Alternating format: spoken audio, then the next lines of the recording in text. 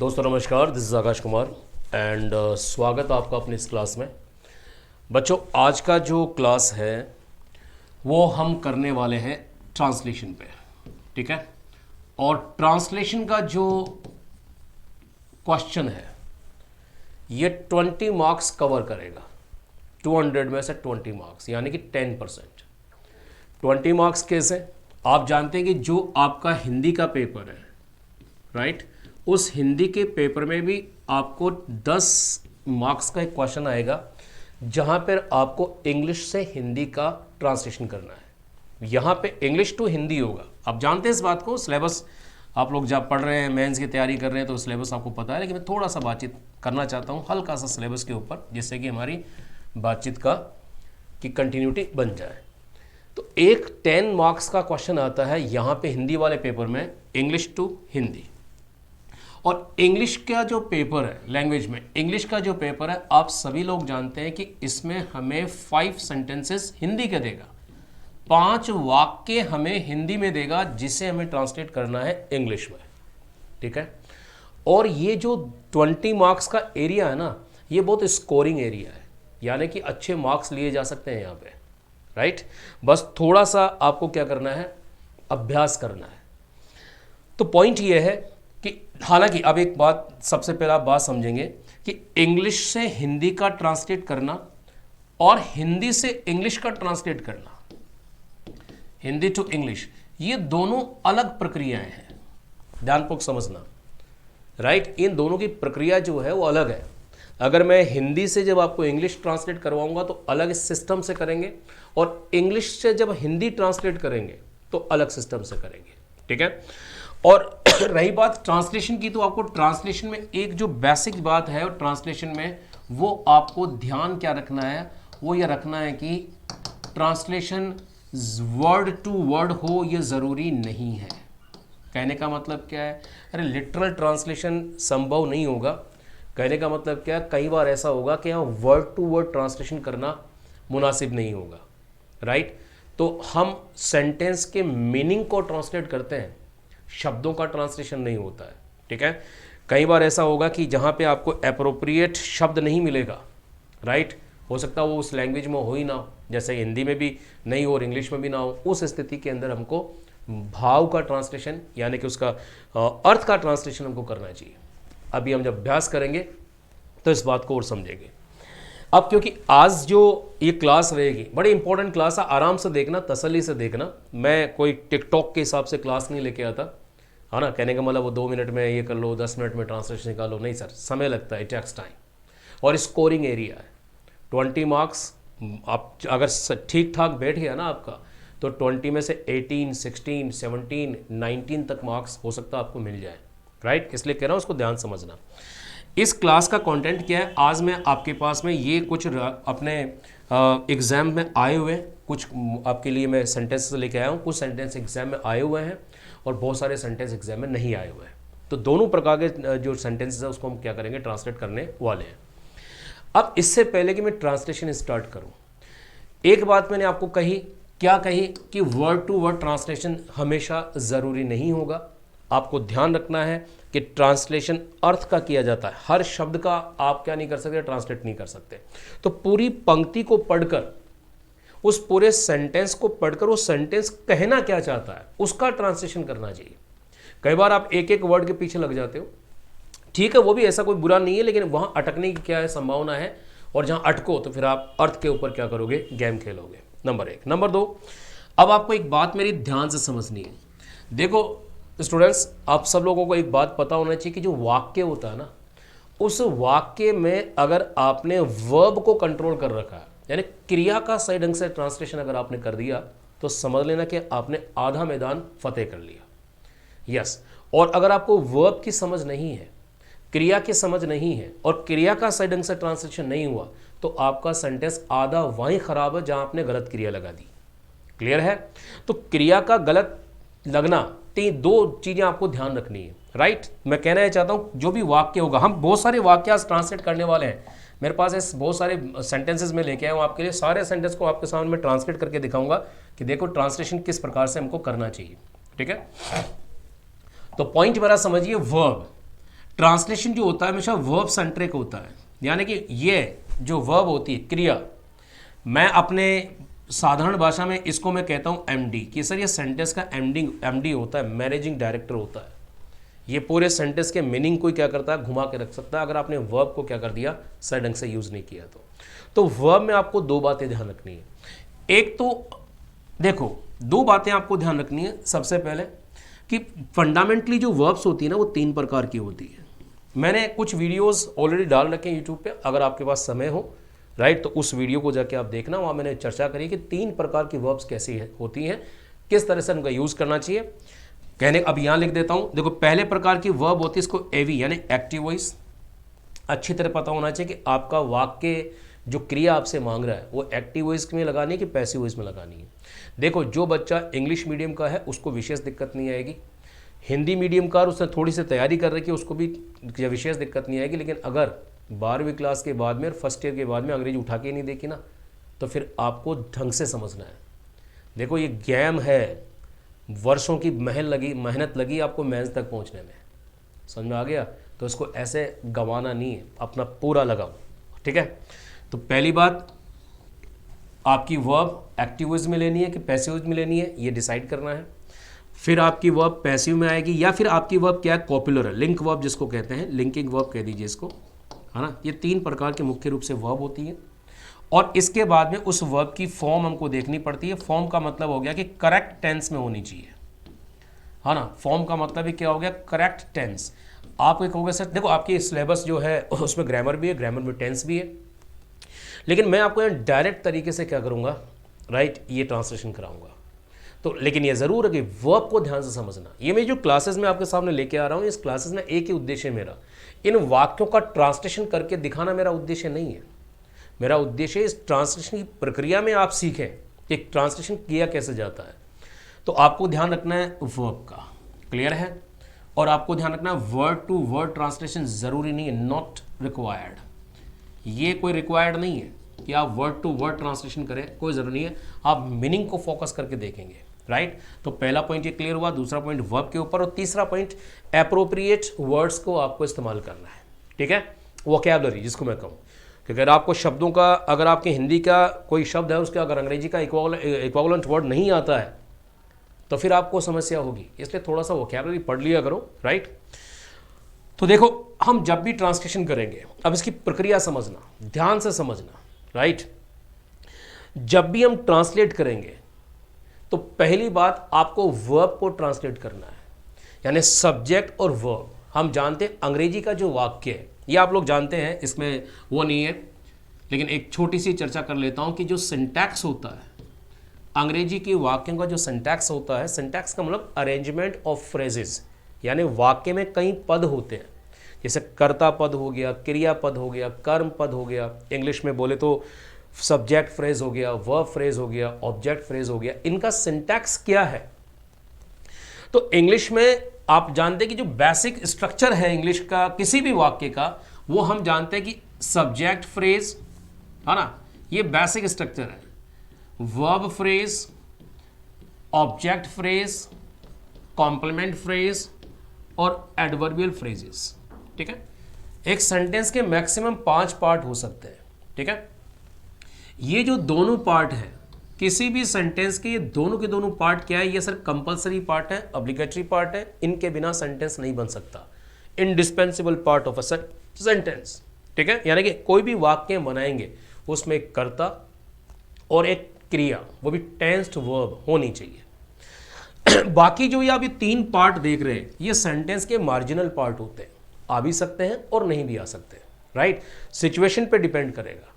तो जब भी हम सेंटेंस लिखें हिंदी में, आप हिंदी के वाक्य को इंग्लिश में लिख रहे हैं तो सिंटैक्स इंग्लिश का इस्तेमाल करना है। हिंदी के वाक्यों में आपने देखा होगा जो वर्ब फ्रेज, जो क्रियापद है, वो हिंदी के वाक्यों में क्रियापद कहाँ आता है, लास्ट में आता है, यस। और अंग्रेजी के वाक्यों में क्रियापद कहाँ आता है, आपके सब्जेक्ट के तुरंत बाद में जो जगह है वो किसकी बनती है, यूजुअली आपकी क्रियापद की बनती है, सब आपकी वर्ब फ्रेज की बनती है, आप लोग जानते हैं। तो आइए हम ट्रांसलेशन करते हैं। ये आपके पास में कुछ सेंटेंसेस आ रहे हैं जिसको हम क्या करेंगे, इंग्लिश लैंग्वेज में ट्रांसलेट करने वाले हैं, और थोड़ा समय आपको मैं दूंगा सोचने के लिए। और देखो कैसे ट्रांसलेशन करेंगे आराम से समझना, छोटी छोटी बातों को आराम से नोट डाउन करते रहना, लिखते रहना। हमारे पास वाक्य लिखा हुआ कि जैसे एक पक्षी केवल एक पंख से नहीं उड़ सकता, उसी प्रकार से महिलाओं को पीछे छोड़कर कोई भी देश प्रगति नहीं कर सकता है। ये ट्रांसलेशन आ गया। अब ये जो वाक्य है इसमें ये देखो पहले तो क्लोजेस कितने हैं। Closes means उपवाक्य। यस, अब हम गौर से देखोगे तो ये वाक्य यहां से लेकर यहां तक पूर्ण विराम तक आ गया, तो ये तो एक सेंटेंस है। आप लोग जानते हैं कि वाक्य जो होता है वो लैंग्वेज की लेंथीएस्ट सेंटेंस यूनिट होती है, सबसे बड़ी यूनिट वाक्य ही होता है। इस वाक्य में क्लोजेस उपवाक्य कितने हैं, तो हमने क्या देखा कि जैसे पक्षी, उपवाक्य कितने हैं, जितनी क्रियाएं हैं, मैन वर्ब जितनी है, उड़ सकता है, एक उपवाक्य ये है। उसी प्रकार से महिलाओं को पीछे छोड़कर कोई देश प्रगति नहीं कर सकता, दूसरा उपवाक्य। इसका मतलब एक ऐसा सेंटेंस है जिसके अंदर दो क्लोजेस है। ठीक है, यूजुअली आपको जो सेंटेंस दिया जाता है वो दो क्लोजेस तक दिया जा सकता है। सिंगल क्लोज का सेंटेंस भी आता है और डबल क्लोज का सेंटेंस भी आपको दे, ट्रिपल क्लोज भी हो सकता है। ठीक है, और 5 वाक्य आएंगे, 10 के 10 मार्क्स उठाने अपन को। आइए, जब भी कोई वाक्य एक से ज़्यादा क्लोज का हो, है ना, तो आपको ज़्यादा घबराने की ज़रूरत नहीं है। कई बार क्या होता है, सेंटेंस की लेंथ देखकर हमको लगता है यार ये तो बड़ा क्लिष्ट वाक्य है, टफ वाक्य, ऐसा नहीं है। उस टफ सेंटेंस को आप you have to break into clauses, उसको क्लोजेस में तोड़ दो। तो हमने क्या देखा, हम इस वाक्य को केवल पहले यहीं तक सोचेंगे, आगे क्या है उससे कोई लेना देना नहीं है। ये है जैसे, ये कंजंक्शन हो गया, जैसे पक्षी केवल एक पंख से नहीं उड़ सकता। तो सबसे पहले ट्रांसलेशन करेंगे दो चीजों का, बात किसकी हो रही है, यानी सब्जेक्ट फ्रेज क्या है और क्रिया क्या है। तो बात किसकी हो रही है सर, बात हो रही है पक्षी की। यस, किसकी बात, कौन नहीं उड़ सकता, तो आप कहेंगे पक्षी। और क्या नहीं कर सकता, उड़ सकता, तो क्रिया कौन सी है, फ्लाई। तो फ्लाई का तो मतलब क्या हो गया सर, उड़ना। और कैन फ्लाई का मतलब क्या हो गया, उड़ सकना। और कैन नॉट फ्लाई, ठीक है, देखो मैं स्टार्टिंग में बिल्कुल आसान से वाक्य है आपके पास में, कैन नॉट फ्लाई, इसका मतलब क्या हो गया, नहीं उड़ सकता। कौन नहीं उड़ सकता, बात किसकी कर रहे हैं आप बात कर रहे हैं बर्ड की। तो अ बर्ड, कोई सा भी पक्षी, यहाँ पे जनरलाइजेशन है ना। तो अ बर्ड, जैसे कि, जैसे को बोलते हैं as a bird can not fly. और किसके साथ, केवल एक पंख से। ये से क्या है, देखो ये से क्या है, आप देखो इसी प्रकार की छोटी छोटी चीजों में आप अटकोगे, आप कई छोटी छोटी प्रेपोजिशनल मिस्टेक करोगे आप इनसे, राइट। क्योंकि से अगर बोले तो से के लिए आप बाय भी लगाते हो, से के लिए फ्रॉम भी लगाते हो, से के लिए विद भी लगता है ना। तो अब हमारा सवाल है कि से के लिए क्या लगाएं। तो ध्यान रखना, अब सिंपल सी बात ध्यान रखो, जैसे मैंने लिखा कि मैं मार्कर से लिखता हूं, मैं मार्कर से लिखता हूं, हम आंखों से देखते हैं, पक्षी पंखों से उड़ते हैं। तो आप देखो ये मार्कर, आंखें, पक्षी, ये सब के सब इंस्ट्रूमेंट का काम कर रहे हैं, हाँ ना, इंस्ट्रूमेंटेलिटी का काम हो रहा ना यहाँ पे, यानी किसी के द्वारा, हिंदी में आता है करण कारक। तो इसको एक्सप्रेस करने के लिए, आपको इंस्ट्रूमेंट को दर्शाने के लिए हमेशा लगता है विद। ध्यान रखना यहाँ पे बाय का इस्तेमाल नहीं करेंगे। यस, बाय एक अलग प्रेपोजिशन है, ठीक है, बाय वन विंग नहीं होगा, विद अ विंग। जैसे हम हाथों से, मैं मार्कर से लिखता हूं तो I write with a marker, हम आंखों से देखते हैं तो वी सी विद आईज, या विद लगेगा, राइट। तो as a bird can not flight with a single wing, कि जिस तरह से एक पक्षी एक सिंगल विंग से नहीं उड़ सकता है, क्लियर है, उसी प्रकार से सिमिलरली, है ना, ये हमने एक वर्ड ले लिया सिमिलरली, उसी प्रकार से, या द सेम वे, जरूरी नहीं कि सिमिलरली लगाओ, आप यहां पे ये भी इस्तेमाल कर सकते हो, द सेम वे, उसी प्रकार से। देखो एक बात ध्यान रखिएगा बच्चों की, जरूरी नहीं कि मैं जो ट्रांसलेशन इस वाक्य का ये कर रहा हूं, इसका ट्रांसलेशन और तरीके से भी हो सकता है, राइट। वो डिपेंड करता है कि किसकी नॉलेज कितनी है, राइट। तो शब्दों को बदला जा सकता है, सिमिलर वर्ड्स इस्तेमाल किए जा सकते हैं। तो ट्रांसलेशन, मैं तो आपको प्रैक्टिस दे रहा हूं, तो प्रैक्टिस पे ही फोकस करिए। तो सिमिलरली, उसी प्रकार से, महिलाओं को पीछे छोड़कर कोई भी देश प्रगति नहीं कर सकता। तो देखो हमारी क्रिया है प्रगति नहीं कर सकता, ये क्रिया है। कर सकता, तो सकता के लिए तो क्या लगा देंगे, can make progress. Make progress का मतलब क्या होता है, तरक्की करना, ठीक है। मैक या करने के लिए मैक ही आएगा, ठीक है, डू मत लगा देना, ठीक है। ये कोलोकेशन की मिस्टेक मत कर देना कि आप डू लगा दो, डू प्रोग्रेस नहीं होता, मैक प्रोग्रेस होता है। तो कैन प्रोग्रेस, अब नहीं कर सकता तो आप कैन नॉट प्रोग्रेस लगा सकते हो, राइट। तो हमने कोई भी देश, एनी कंट्री या नो कंट्री, अगर मैं यहां से इसको नेगेटिव कर दूं कि नो कंट्री, तो इस नो में एनी का सेंस आ गया है, ठीक है। नो कंट्री, नो का मतलब ही क्या होता है, आपका जो डिटर्मिनर है, डिटर्मिनर आप देखना, नो का मतलब ही क्या होता है सर, नो का मतलब होता है नॉट, और नॉट के बाद में एनी, इन दोनों चीज वर्ड से बनकर क्या बना हुआ है, not any is equal to no. तो अगर आपने नो कंट्री बोल दिया तो इसका मतलब नॉट भी आ गया और एनी कंट्री भी आ गया, और आप चाहो तो एनी कंट्री या अ कंट्री कैन नॉट, आप चाहो तो लगा सकते हो a country can not, right. या आपने लगा दिया नो कंट्री, कैसे भी कर सकते हो, है ना, कोई इशू नहीं है। तो मैंने कहा no country can make progress. अब देखो ये हमारा सब्जेक्ट है, राइट, ये हमारा सब्जेक्ट फ्रेज आ गया, ये हमारी वर्ब और ऑब्जेक्ट फ्रेज आ गया, can make progress. No country can make progress कैसे, छोड़कर। अब देखो ट्रांसलेशन हो गया, कोई भी देश, एनी कंट्री या नो कंट्री नहीं कर सकता। क्या बच गया, महिलाओं को पीछे छोड़कर। इस टुकड़े को देखो आप, इसका ट्रांसलेशन करना है, तो छोड़कर, देखकर, खाकर, हम इस प्रकार से बोलते हैं, कर लगाते हैं। आपने देखा होगा क्रिया के बाद में हम हिंदी में क्या लगा देते हैं, कर लगाते हैं, ठीक है। देखो क्रिया कर, जैसे देखकर, खाकर, पीकर, उठकर, बैठकर, राइट, पीछे छोड़कर या छोड़ते हुए। कई बार हम इसमें क्या लगाते हैं, एक वर्ड वो लगाते हैं छोड़ते हुए, ठीक है, महिलाओं को पीछे छोड़ते हुए या महिलाओं को पीछे छोड़कर। तो आपको ध्यान रखना है, देखो इसके कई ट्रांसलेशन हो सकते हैं, राइट, लेकिन हम एक एक छोटी छोटी बातों को डिस्कस करेंगे। तो छोड़कर, देखकर, तो आपको हमेशा इसके लिए आईएनजी फॉर्म का इस्तेमाल करना है। जैसे मैंने कहा कि सीइंग, तो सीइंग का मतलब क्या हो गया, देखकर। जैसे सीइंग अ स्नेक, यानी कि सांप को देखकर, ठीक है, आई गेट स्केयर्ड, मैं डर जाता हूं। तो देखो आप, सांप को देखकर मैं डर जाता हूं, यूं भी लिख सकते हैं कि I get scared seeing a snake, ठीक है। तो देखकर, खाकर, पीकर, इसके लिए हम क्या लगाएंगे, आईएनजी, राइट। तो आते हैं अपने वाक्य पे। तो वाक्य क्या है, महिलाओं को पीछे छोड़कर। तो सर छोड़ने को क्या बोलते हैं, लीव, हाँ ना, छोड़ने को क्या बोल दिया, लीव। और किसको छोड़कर, हाँ, तो विमेन, WOMEN, महिलाओं के लिए वर्ड क्या आएगा, विमेन। इस वर्ड का सही प्रोनाउंसिएशन विमेन होता है, वुमेन नहीं होता, ठीक है।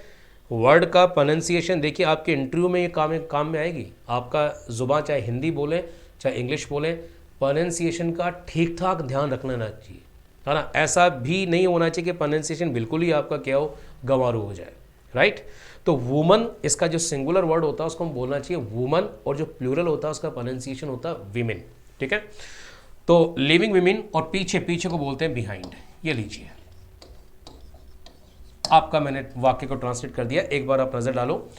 ये हमारा सब्जेक्ट है, a bird, as a bird can not fly with a wing, with a single wing, कि जिस तरह से एक पक्षी क्या नहीं कर सकता, सिंगल विंग से नहीं उड़ सकता है, सिमिलरली उसी प्रकार से no country can make progress living women behind, यानी कि महिलाओं को पीछे छोड़कर कोई देश तरक्की नहीं कर सकता था। आई थिंक पूरा आ गया इसके अंदर, राइट।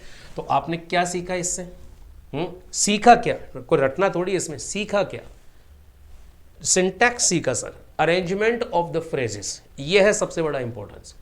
चलते हैं अगले वाक्य की ओर। अगला वाक्य जरा आप एक बार नजर डाल लें, और छोटी छोटी जो बातें आती रहे ना बीच के अंदर, इसको नोट डाउन करते रहना, राइट, ठीक है सर। अब आप कोशिश करो, एक बार मैं आपको 30 सेकंड का समय देता हूं, आपके दिमाग में इस वाक्य को लेकर क्या क्या आ रहा है, मैं पढ़ देता हूं आपके लिए। भारतीय महिलाएं हजारों सालों से कष्ट सहती आई है, और आज भी उन्हें लैंगिक भेदभाव को मौन रहकर सहना पड़ता है। क्या ट्रांसलेशन हो सकता है, ठीक है, सोचिए। हाँ जी, कोई बात नहीं, पहले क्लोजेस काउंट करिए, इसमें कितने क्लोजेस हैं, 2 हैं, क्योंकि आई है, एक वाक्य उपवाक्य ये हो गया, और एक कंजंक्शन हो गया, मोर रहकर सहना पड़ता है, ये दूसरा हो गया, राइट। तो जब भी एक से ज़्यादा क्लोजेज वाक्य में आएंगे तो हम तो फोकस एक ही क्लोज को करेंगे, बाकी में सोचेंगे सेकंड के बारे में।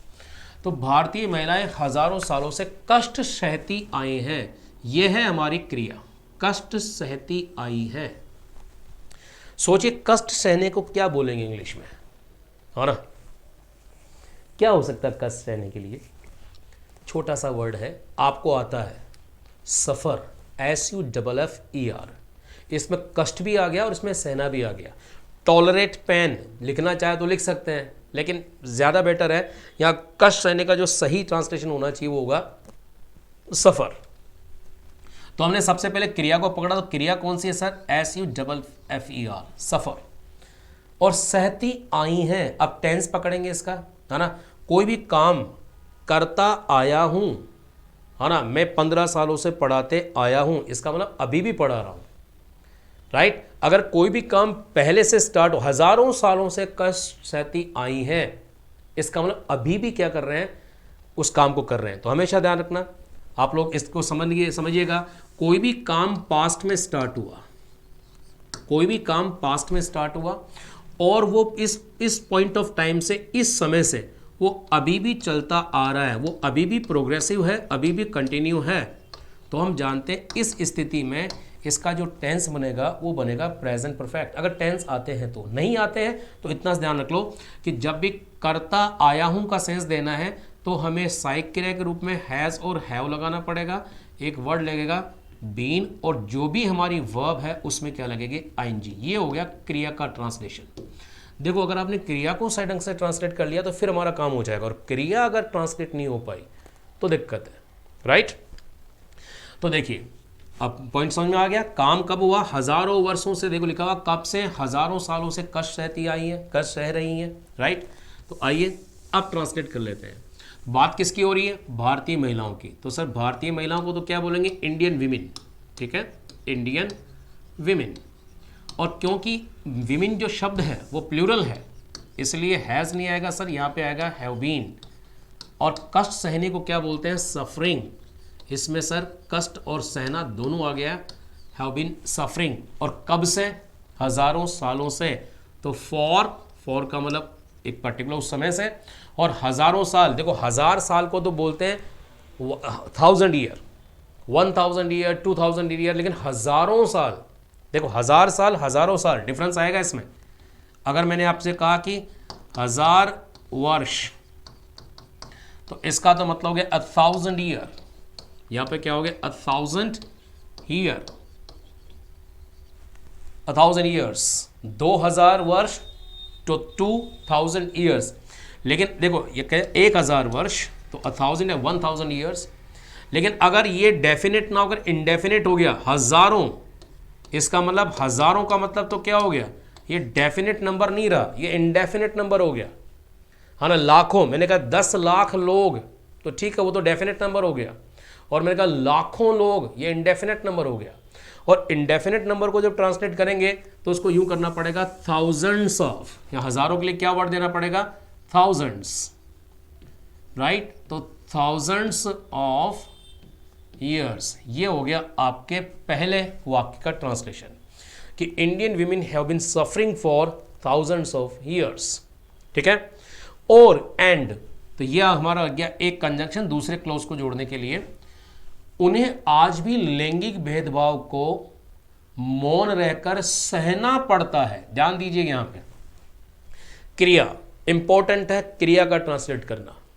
अब क्या करें सर, क्या करें, तो नोट देखो, आप ध्यान समझो, नोट देखो जो आपको ध्यान रखना है। अगर आपको कोई सी भी क्रिया इस प्रकार से हिंदी में लिखी हुई है कि किसी कार्य को करना पड़ता है, जैसे मैंने कहा कि मुझे सुबह उठना, जल्दी उठना पड़ता है।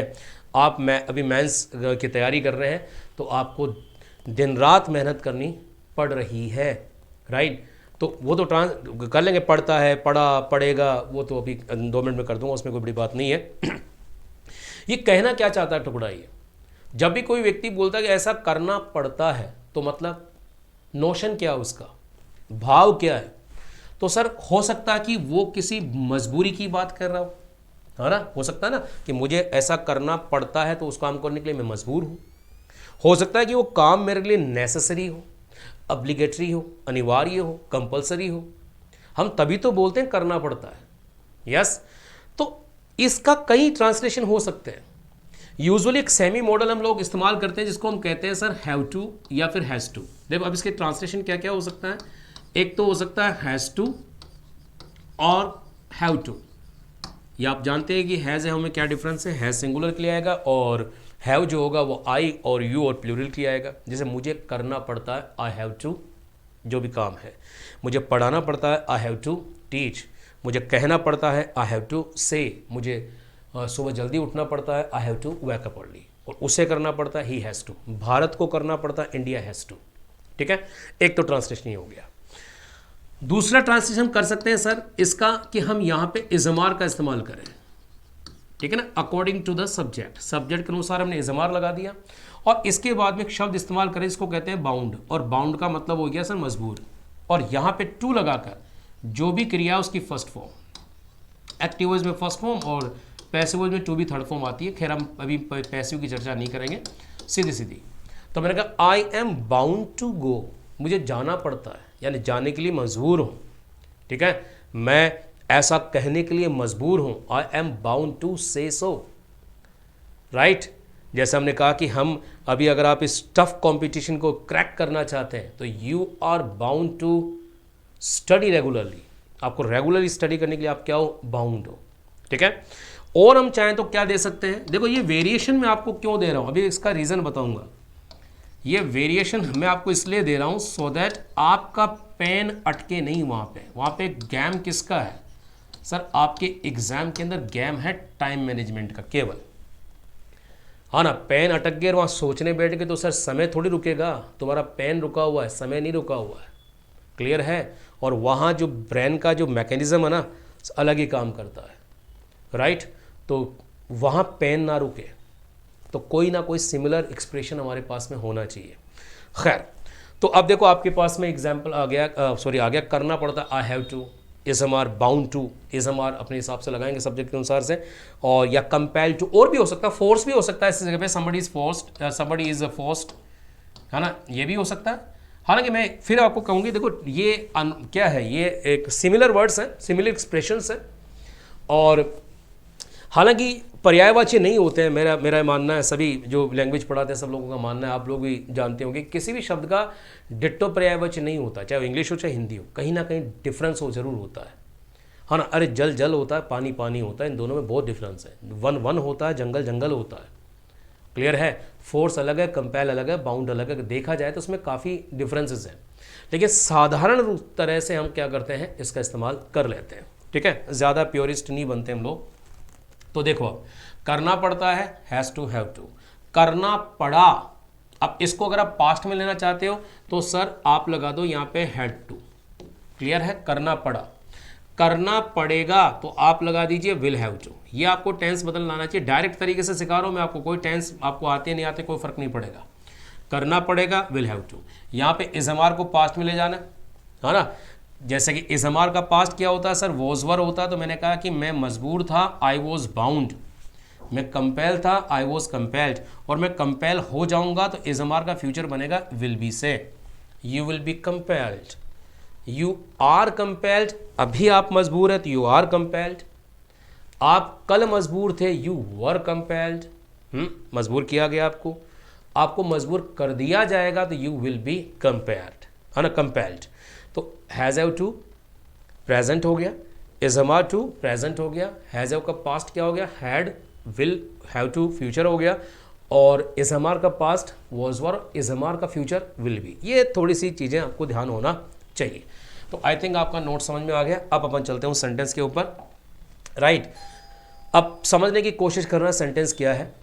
तो Indian women have been suffering for thousands of year and, उन्हें मौन रहकर सहना पड़ता। तो सहना पड़ता है क्रिया है, तो सर किसको सहना करना पड़ता है, उन्हें। तो ये हमारा क्या हो गया, सब्जेक्ट हो गया।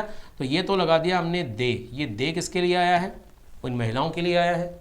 अब दे आर बाउंड, वो मजबूर हैं सहने के लिए या उनको सहना पड़ता है।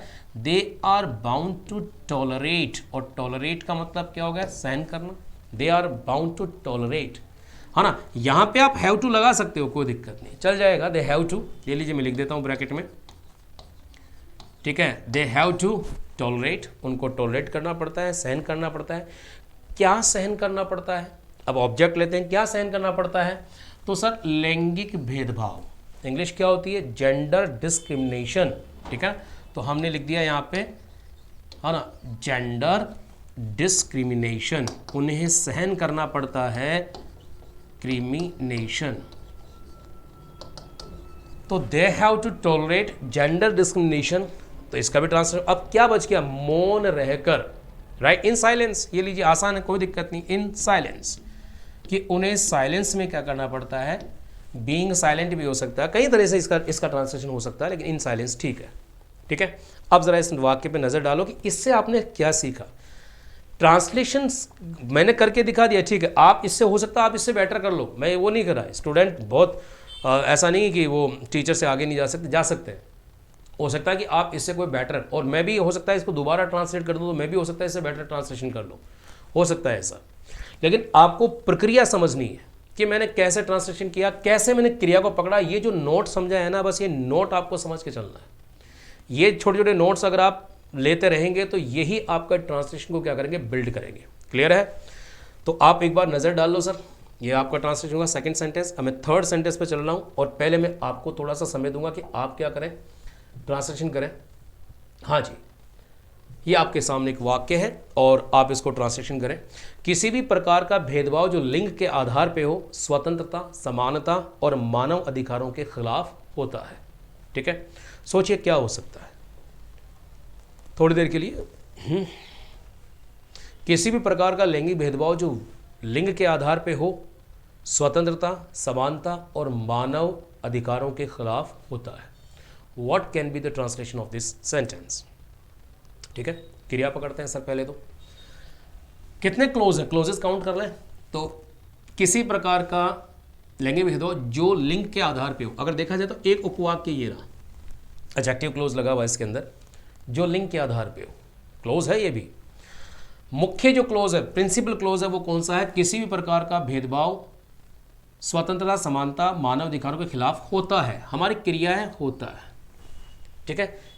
इसका क्या ट्रांसलेशन होगा, होता है। और सब्जेक्ट कौन सा है, सब्जेक्ट किसके बारे में बात कर रहे हैं, सब्जेक्ट का मतलब कर्ता। कर्ता का मतलब वो करने वाला नहीं होता हमेशा, हाँ ना, या कर्ता का मतलब करने वाला नहीं होता। कर्ता का मतलब सिंपल सा होता है जिसके बारे में you are talking about, sentence के बारे में, जिसके बारे में सूचना है। अगर आपने हिंदी पढ़ी है तो हिंदी में एक शब्द आता है ना, उद्देश्य और विधेय, इंग्लिश में भी होता है सब्जेक्ट एंड प्रेडिकेट।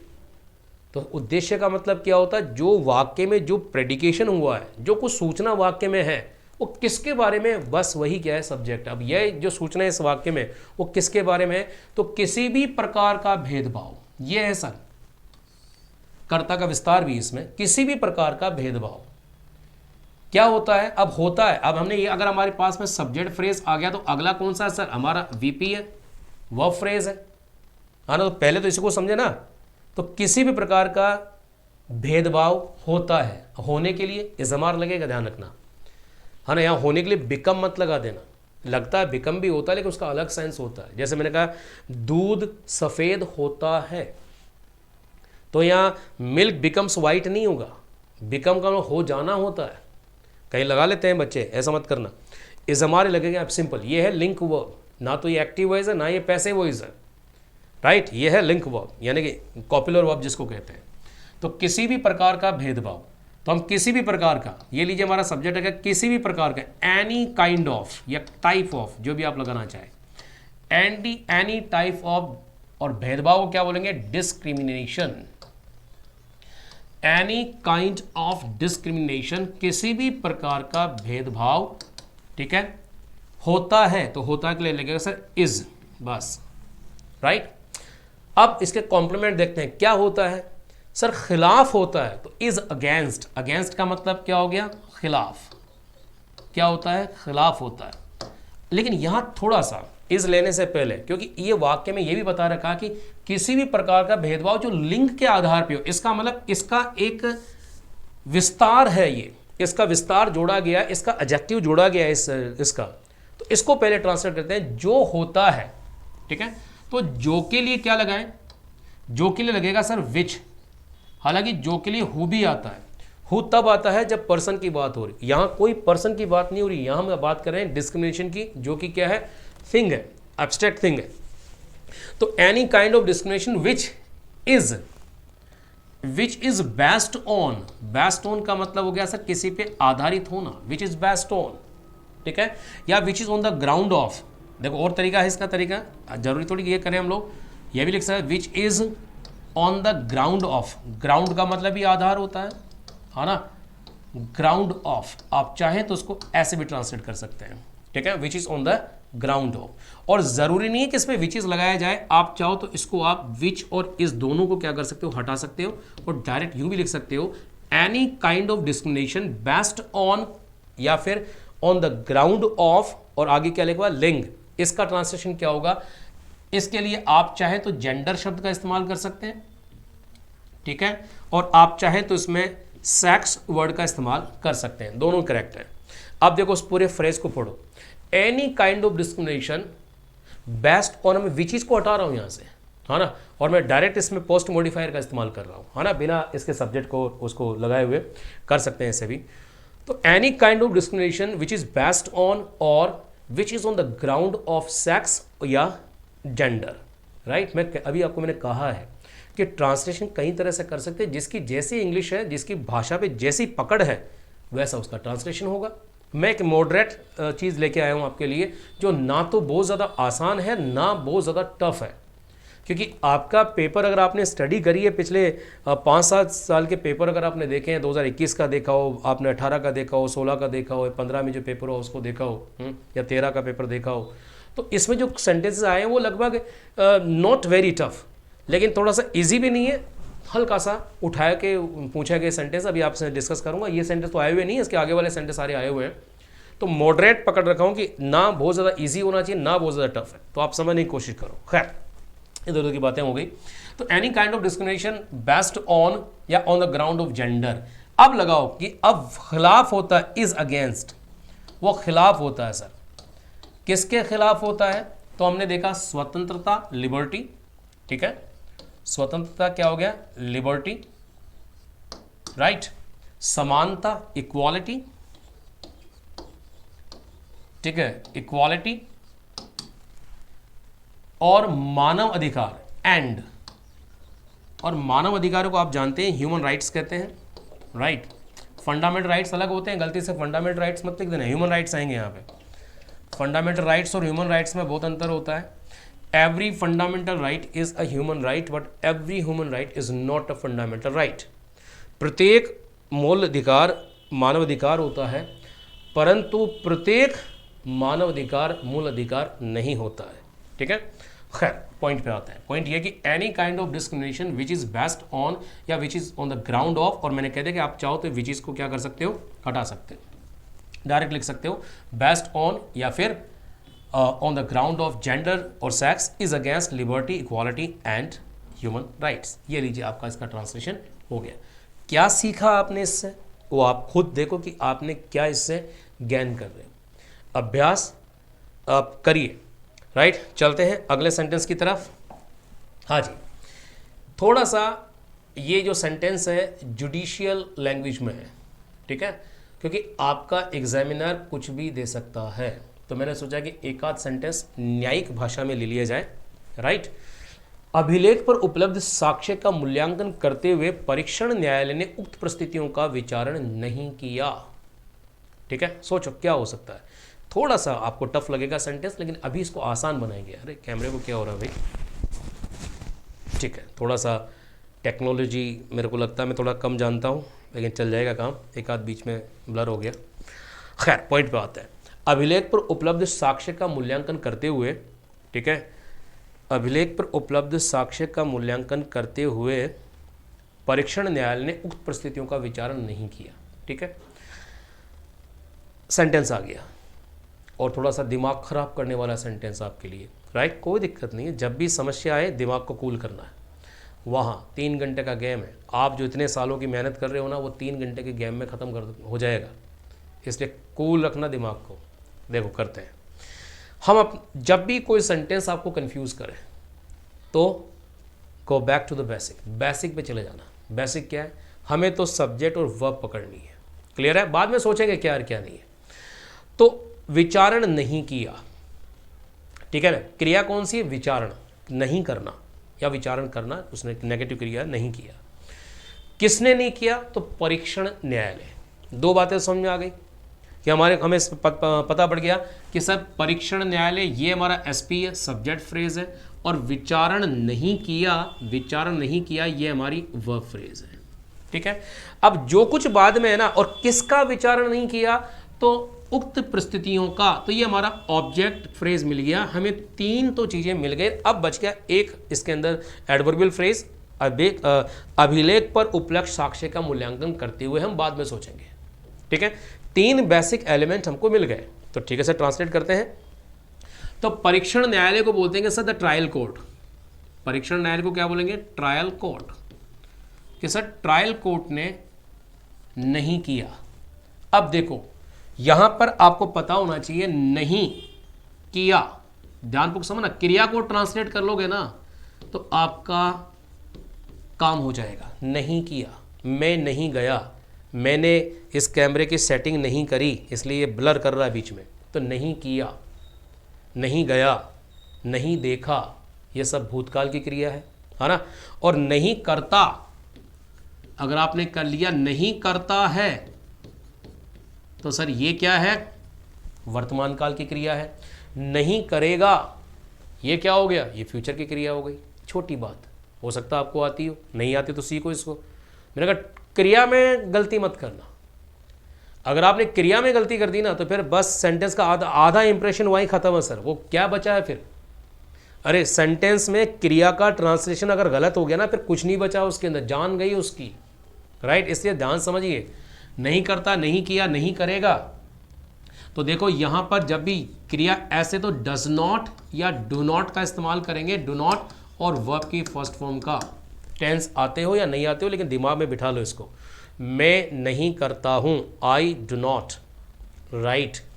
भारत नहीं करता है, इंडिया डज नॉट सपोर्ट। मान लीजिए भारत आतंकवाद का क्या नहीं करता है, सपोर्ट नहीं करता है। India does not support terrorism, ठीक है। नहीं किया तो हम यहां लगा देंगे सर डिड नॉट, और डिड के साथ में वापस कौन सी फॉर्म आती है, फर्स्ट फॉर्म। मैंने नहीं किया, आई डिड नॉट। भारत ने नहीं किया, India did not, first form. Trial court ने नहीं किया, ट्रायल कोर्ट डिड नॉट। हमने नहीं किया, वी डिड नॉट, ठीक है। एक छोटी सी क्रिया और बताओ, नहीं कर पाया। देखो क्रिया बदल गई हमारी, नहीं कर पाया या फिर नहीं कर सका, ये भी भूतकाल की क्रिया है। नहीं कर सका, नहीं कर पाया, तो यहाँ पे डिड नॉट नहीं आएगा। अब इस जगह आपको लगा क्या ना, कुड नॉट। जैसे कि मैं जाना चाहता था लेकिन मैं जा नहीं पाया, I wanted to go but I could not make it, या आई कुड नॉट गो। मैं बोल नहीं पाया, आई कुड नॉट स्पीक, है ना। करूंगा, नहीं करूंगा तो विल नॉट लगा दोगे। अगर मैं कहूँ नहीं करूंगा या नहीं करेगा तो विल नॉट, वो तो आपको आता है। तो छोटी सी बात थी यहाँ पे। तो नहीं किया डिड नॉट, नहीं कर पाया कुड नॉट, राइट। अब हमारा जो सेंटेंस, अब आप सोचिए क्या लगाऊं यहाँ पे, नहीं किया तो डिड नॉट, राइट। तो ट्रायल कोर्ट डिड नॉट, ये हमारी क्रिया क्या हो गई, ट्रांसलेट हो गई ट्रायल कोर्ट डिड नॉट। और विचारण करने को बोलते हैं कंसीडर। तो trial court did not consider, ये हमारा क्या हो गया, देखो ये हमारा एसपी साहब आ गए, सब्जेक्ट फ्रेज आ गया सर, ये हमारी वीपी यानी कि वर्ब फ्रेज आ गया। अब क्या लिखा हुआ, उक्त, है ना, उक्त परिस्थितियां, उक्त अफोरसेड, ठीक है। द जिसको उक्त का मतलब जो ऊपर वर्णित की गई है उसको कहते हैं द अफोरसेड, अफोरसेड, ओके। और परिस्थितियों को बोलते हैं सरकमस्टेंसेस, ठीक है। परिस्थितियों को क्या बोलेंगे, सर्कमस्टेंसेस। ये लीजिए, ये आपका क्या बन गया, ये आपका ओपी आ गया, ऑब्जेक्ट फ्रेज आ गया, क्रिया आपकी एक्टिव वॉइस में है। तो trial court did not consider the aforesaid circumstances, trial court ने अफोरसेड सर्कमस्टेंसेस का क्या नहीं किया, उसका कंसीडर नहीं किया। अब क्या बचा, अब बचा इस पूरे वाक्य का खेल, कुछ भी नहीं है, चुटकियों में हो जाओगे।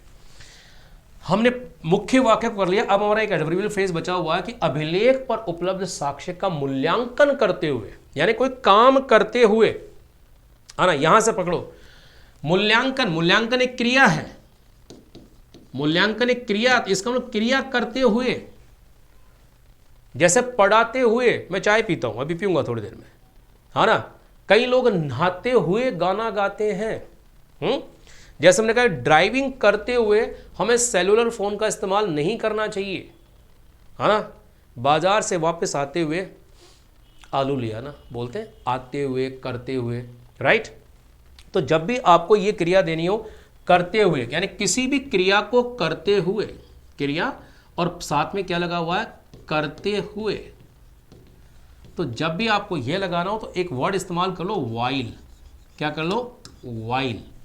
क्लियर है।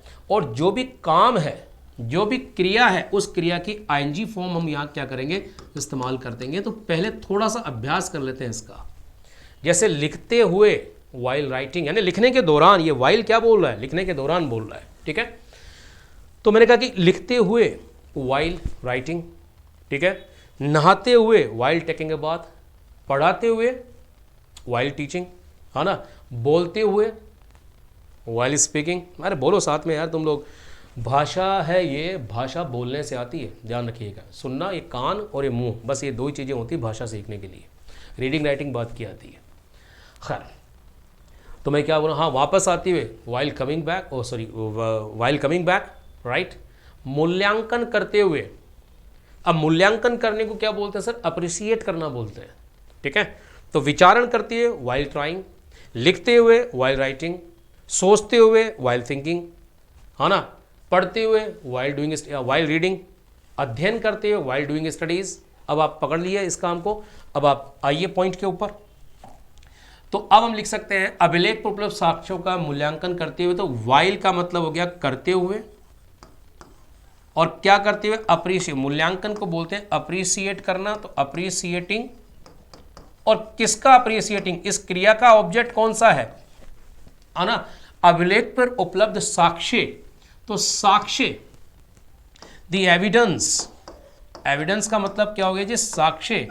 और कहां उपलब्ध है, उपलब्ध, अवेलेबल, जो उपलब्ध हैं, अवेलेबल ऑन रिकॉर्ड। ये लीजिए, अभिलेख पे उपलब्ध साक्ष्यों का मूल्यांकन करते हुए परीक्षण न्यायालय ने उक्त परिस्थितियों का क्या का विचारण नहीं किया। आपके सामने सेंटेंस है, अब देखो आराम से। The trial court did not consider the aforesaid circumstances while appreciating the evidence available on record. ये that is the translation of this sentence, ठीक है। कुछ समझ में आया, यानी कि छोटी छोटी बातें। देखो प्रक्रिया समझा रहा हूँ, अभ्यास करेंगे ना आप, गलतियाँ होंगी, ऐसा नहीं कि पहली बार में आप ट्रांसलेशन कर लेंगे, ऐसा नहीं होगा। आप yes, to err is human कहते हैं ना, वो टू एयर इज़ ह्यूमन, गलती तो इंसान से होती है मेरे भाई, ठीक है। तो टू एयर इज़ ह्यूमन, गलती किससे होती है, इंसान से ही होती है। हर इंसान, मैं भी गलती करता हूँ, कर सकता हूँ, क्या दिक्कत है इसमें, क्या दिक्कत है, कोई भी पढ़ाते हुए गलती कर सकता है, लिखते हो आप गलतियाँ करोगे। तो गलतियों से मत घबराओ, बस ये कि सतत आप क्या करते रहो, प्रैक्टिस करते रहो। अभी आपका समय है, आप ज़रूर क्या करेंगे, इसको करेंगे, ठीक है। तो 4 सेंटेंस हमने बनाए, एक सेंटेंस और लेना चाहूँगा मैं आपके सामने, फिर आगे चलेंगे। देखो, गांधी जी ने भारत के बाहर शत्रुओं का दया का मुकाबला दया, ईमानदारी, अहिंसा और सत्य से किया तथा उन पर विजय प्राप्त की। एक वाक्य है, देखो मैं समझा के ये कुछ ट्रांसलेशन की क्लासेस दे रहा हूँ, और ये क्लासेस अगर आपने सही ढंग से ले ली ना, तो ये ट्रांसलेशन आपको, ये तो 10 नंबर के काम में आएगा, लेकिन जब आप निबंध लिखेंगे, पैराग्राफ लिखेंगे, या उसमें भी ये ट्रांसलेशन आपके काम में आएगा। स्पेशली उन बच्चों के लिए जो हिंदी मीडियम के हैं, जो हिंदी सोचकर फिर अंग्रेजी लिखने वाले हैं, क्लियर है, उनके लिए काम में आएगा। तो ये ट्रांसलेशन, और ये ट्रांसलेशन केवल 10 नंबर के लिए नहीं कर रहे हैं, वो जो आप इंग्लिश टू हिंदी ट्रांसलेशन करोगे उसमें भी ये बहुत ज़्यादा हेल्प करेगा।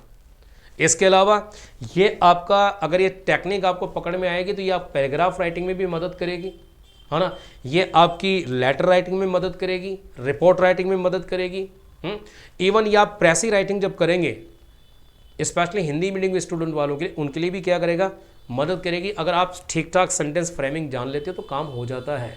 ठीक है, लंबी चौड़ी मैंने सुना दी, पता नहीं क्या क्या, आओ पॉइंट पे आता है। गांधी जी ने भारत व भारत के बाहर शत्रुओं का मुकाबला दया, ईमानदारी, अहिंसा और सत्य से किया और उन पर विजय प्राप्त की। 2 वाक्य हैं इसमें, तथा एक कंजंक्शन है, विजय प्राप्त की और एक सत्य के साथ में मुकाबला किया। तो हम सबसे पहले एक एक क्लोज को ट्रांसलेट करेंगे कि गांधी जी ने भारत व भारत के बाहर शत्रुओं का मुकाबला किया, फाइट करी, मतलब मुकाबला करना, फाइट करना। ठीक है, तो किसने, बात किसकी हो रही है, गांधी की। और कहाँ, अगर आप चाहो तो भारत व भारत के बाहर, ये जो स्थान है ना, इसको चाहो तो आप स्टार्टिंग में ट्रांसलेट कर सकते हो, है ना, भारत में इन एंड आउटसाइड इंडिया, ये लीजिए। आप चाहो तो इसको, इस वाले टुकड़े को आप पहले से ट्रांसलेट करके कोमा से सेपरेट करके इसको वाक्य की स्टार्टिंग में लिख सकते हो। समय सूचक शब्द, स्थान सूचक जो फ्रेजेस आते हैं, एडवर्बियल बोलते हैं वैसे इसको, है ना, लेकिन हम ग्रामर की उस ग्लोसरी में नहीं जाना चाहता। समय को दर्शाने वाले शब्द या शब्दों का समूह, स्थान को दर्शाने वाले शब्द या शब्दों का समूह, वो चाहो तो आप सब्जेक्ट से पहले लगा दो, कोमा लगा दो, काम हो जाएगा। तो इन एंड आउटसाइड इंडिया, किसने, बात किसकी हो रही है, गांधी जी की। ठीक है, तो गांधी, ठीक है, गांधी जी। अब ये जी है ना, ये आप जानते हो इंग्लिश में जी लगाने की प्रथा है नहीं, राइट, तो गांधी लिख देना, काम हो जाएगा। तो गांधी, अब क्या क्या गांधी जी, क्रिया, क्रिया कौन सी, फाइट, और फाइट की सेकंड फॉर्म आएगी क्योंकि बात किसकी हो रही, पास्ट की हो रही, किया, करते हैं तो फाइट। तो फाइट अगेंस्ट, गांधी जी ने क्या किया, लड़ाई करी या मुकाबला किया, किसके विरुद्ध किया, शत्रुओं का, एनिमीज। गांधी जी ने एनिमीज का सामना किया, गांधी जी ने एनिमीज का मुकाबला किया, आसानी से हो गया। गांधी फॉस्ट अगेंस्ट एनिमीज, और कैसे, किस तरह से, तो कैसे किया, विद, किसके साथ में उन्होंने किया, दया, दया को क्या बोलेंगे, काइंडनेस। ठीक है, मर्सी भी लिख सकते हो आप, ईमानदारी, ऑनेस्टी। ठीक है, अहिंसा, नॉन वायलेंस, एंड सत्य, ट्रुथ, और किस साथ में किया, ट्रुथ। ये लीजिए, आपका पहला जो क्लोज था वो तो हमने क्या कर दिया, ट्रांसलेशन कर दिया। तो in and outside India Gandhi fought against enemies with kindness, honesty, non violence and truth, और उन पर विजय प्राप्त करी। एंड विन, विन का मतलब क्या होता है, विजय प्राप्त करना, बाद भूतकाल की, और इसलिए second form, won over them. ये लीजिए, किसी पर विजय प्राप्त करना, और भी फ्रेज हो सकता है लेकिन सिंपल सा ट्रांसलेशन कर दिया, वॉन ओवर दैम। बाकी तो बहुत सारा इसका क्या कर सकते हैं, ट्रांसलेशन कर सकते हैं, राइट। तो देखो हमने क्या किया, यहाँ तक इसको ट्रांसलेशन किया, और आई थिंक देखो 5 ही सेंटेंस मैंने दिए हैं, और टाइम कितना हो गया भाई, 53 मिनट की क्लास हो गई, समझाना पड़ता है, राइट। तो अभी आप इस क्लास को देखेंगे। अब इसके बाद में ये जो सेंटेंस है ना, बाकी मैंने ये आपके बहुत सारे सेंटेंस आरएस के पेपर में आए हुए हैं, ठीक है ना, सारे सेंटेंस, देखो ये सेंटेंस भी आपके आरएस में आया हुआ है। मैं इन सभी वाक्यों का ट्रांसलेशन अगली क्लास में आपके सामने करूंगा। तब तक आप क्या करेंगे, जो मैंने पढ़ाया है यहाँ तक, अगली क्लास को ना, इसके जस्ट बाद में क्लास आ जाएगी, आप क्या करेंगे, कम से कम इन 5 वाक्यों में जो कुछ मैंने पढ़ाया है, हाँ ना, जो कुछ भी इसमें नोट बने हैं, ये छोटी छोटी सी बातें जो मैंने सिखाई है ना, इन नोट्स को आप क्या करोगे, अच्छी तरह समझोगे। और एक बार मैंने ट्रांसलेशन किया इन 5 वाक्यों का, और एक बार इन 5 वाक्यों का ट्रांसलेशन क्या करो, आप खुद करो, राइट। फिर मैच करो। आपको लगता है कि और भी बेटर ट्रांसलेशन हो सकता, तो आप मुझे सेंड करिए, मैं देखता हूँ कि आपने क्या ट्रांसलेशन किया है, राइट। तो मिलते हैं अगली क्लास के अंदर। आप मुझे थोड़ा सा कमेंट करके ज़रूर ये बताएं कि बताओ ट्रांसलेशन क्लासेस कुछ और दे दी जाए। मैं सोचता हूँ कि 5-6 क्लासेस अगर ऐसी मैंने दे दी ना, तो ये बूस्ट होगा आपके लिए, ठीक है बच्चों। तो थैंक यू वेरी मच।